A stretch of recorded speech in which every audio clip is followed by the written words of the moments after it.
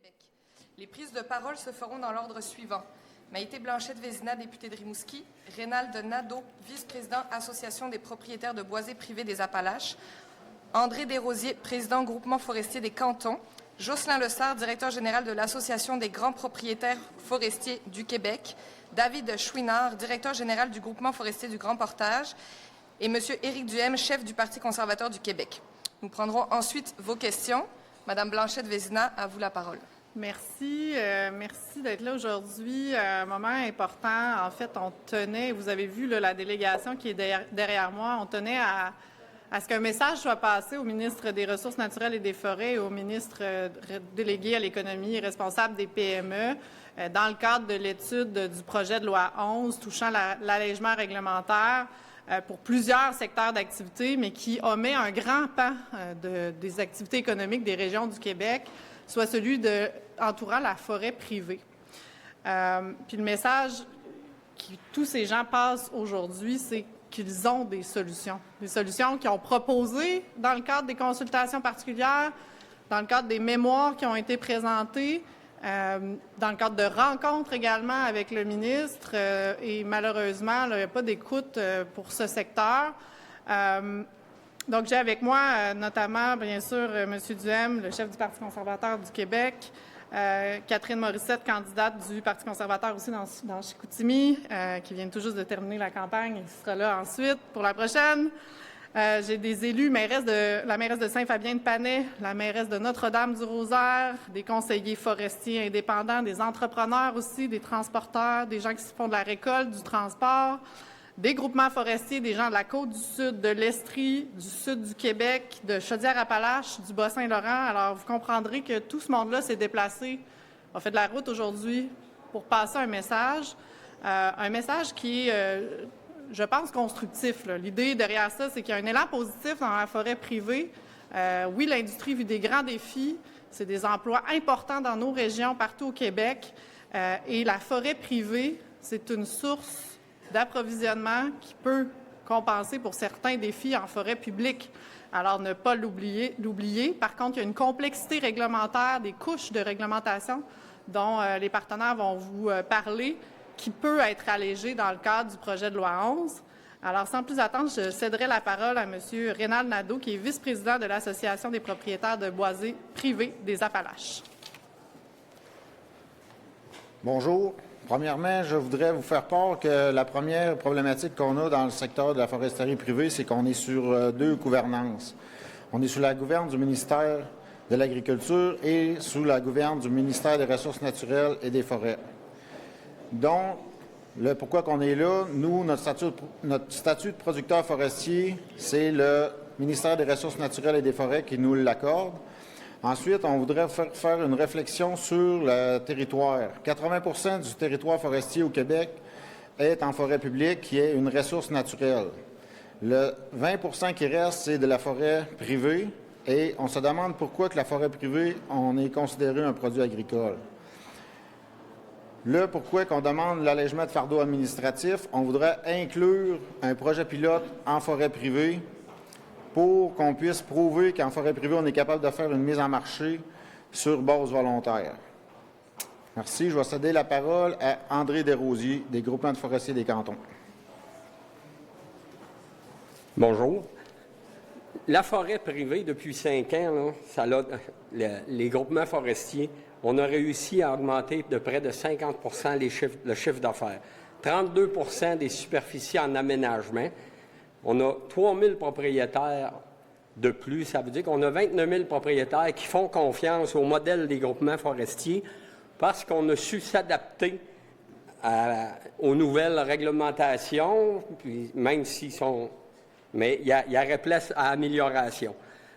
De ça, bien, aujourd'hui, on s'entend qu'avec les tarifs douaniers, le pétrole qui vient d'augmenter, ça augmente les coûts énormément. Puis il y a certaines rigidités dans la mise en marché qui fait qu'on pourrait être plus gagnant. Pour ça, il faudra harmoniser l'encadrement. Ça veut dire arrêter de mettre de la fragmentation réglementaire importante qui se traduit par des délais juridiques puis complexes, ce qui amène à des difficultés autant aux entreprises qu'aux propriétaires. Simplifier l'enregistrement des producteurs forestiers, c'est-à-dire reconnaître le statut des producteurs qui demeure un processus largement administratif qui entraîne des délais et des coûts qui sont plus adaptés aux réalités d'aujourd'hui. Être accompagné des professionnels qualifiés, une modernisation du processus de reconnaissance, puis appuyer sur des outils numériques et l'expertise existante, qui permettraient de réduire significativement les délais, diminuer les coûts administratifs, puis améliorer la qualité et la cohérence de la traçabilité des données utilisées par l'État. Merci. J'ai M. Jocelyn Lessard qui va prendre la parole. Bonjour, moi je représente les grands propriétaires forestiers du Québec. On vient simplement répéter le message qu'on avait passé en commission parlementaire du projet de loi 97. Il y avait des dispositions qui étaient très intéressantes pour la forêt privée. Malheureusement, avec l'abandon du projet de loi, on est un peu abandonné. Et ce que tous mes collègues viennent répéter ici, c'est ce que l'on souhaite, là, des allègements administratifs pour la forêt privée pour qu'elle puisse exprimer son plein potentiel. David?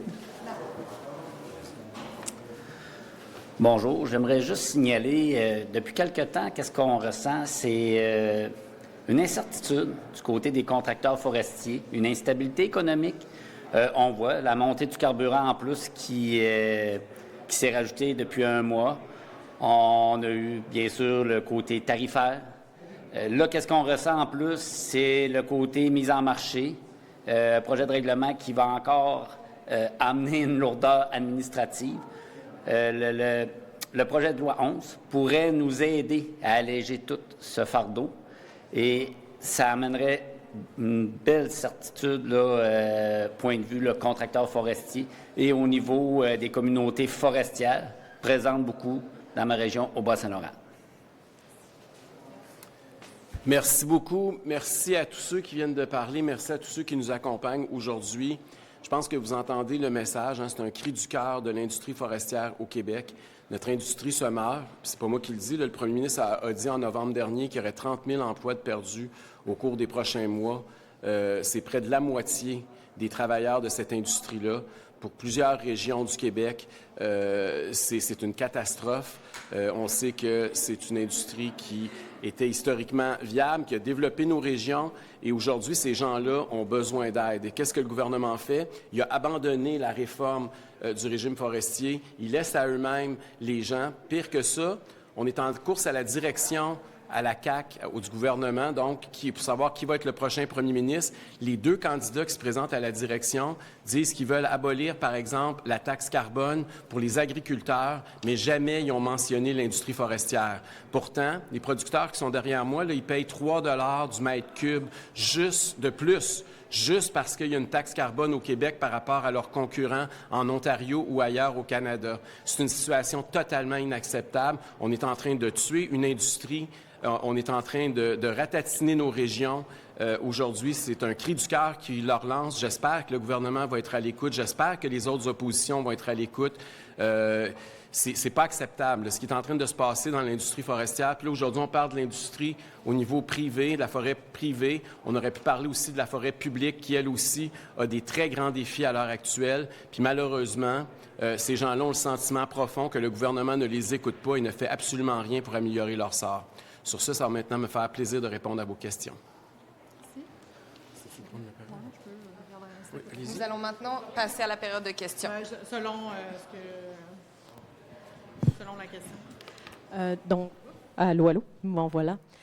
Juste peut-être pour ceux qui ne comprennent pas exactement l'impact du fardeau, je ne sais pas si un des messieurs qui a parlé un peu précédemment pourrait me donner un exemple concret d'un problème de fardeau administratif. Qu'est-ce que ça fait concrètement? Qu'est-ce que le projet de loi 11 pourrait vous aider à ne pas faire? Là? Dans le fond, ce qu'on veut faire reconnaître, c'est la reconnaissance de notre professionnel qui est un ingénieur forestier. C'est lui qui signe nos plans d'aménagement pour pouvoir produire et obtenir notre statut de producteur forestier au MRNF. On doit faire un plan d'aménagement forestier sur notre terrain. Ça dit les parcelles avec la capacité forestière qu'on a. Ça, c'est l'ingénieur qui le signe. Ensuite, il faut envoyer tous nos documents au centre d'enregistrement, souvent qui est une agence de vente ou un syndicat de producteurs forestiers, qu'eux retournent la documentation au MRNF. On pourrait simplifier en reconnaissant le professionnel. Notre ingénieur forestier pourrait déjà déposer et, au lieu de passer de 2 tables de plus pour avoir notre statut de producteur forestier, bien, on aurait un canal unique, direct avec le MRNF. L'ingénieur forestier, il nous enregistre. Comme ça, on allège beaucoup le fardeau administratif. C'est tout simple à faire, puis ça serait moins coûteux. Merci.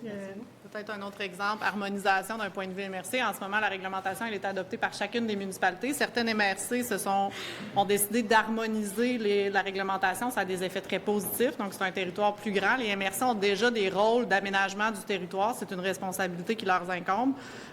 C'était proposé dans le projet de loi là, que la réglementation puisse être harmonisée d'un point de vue des MRC plutôt que chaque municipalité locale ait sa réglementation, qui dédouble le travail lorsqu'il y a des producteurs forestiers privés là, sur le territoire qui souhaitent faire la récolte. Je vais continuer. Donc, une autre question, Mme Blanchette-Vézina, pour vous, c'est vous qui aviez piloté le régime forestier sous la CAQ à l'époque, qui n'avait absolument pas fonctionné. Vous aviez essayé de défendre ce projet-là. Qu'est-ce qui fait qu'aujourd'hui, le milieu forestier pourrait avoir confiance en vous pour travailler sur le milieu forestier? Je vais laisser les intervenants avec nous vous répondre. Pour répondre, si vous me permettez, le dossier a été beaucoup contesté en forêt publique, mais par contre, comme vous avez vu, toutes les contestations, là, la foresterie privée a été, je dirais pas mis de côté, mais on n'a pas entendu parler vraiment beaucoup de nous autres. Mais qu'est-ce qui apparaissait dans le projet de loi 97 pour la forêt privée? C'était des très bons points, dont celui que je viens de vous parler, de l'allègement de fardeau administratif. Bien, c'est inclus qu'on voulait faire la reconnaissance d'acquis de nos ingénieurs forestiers.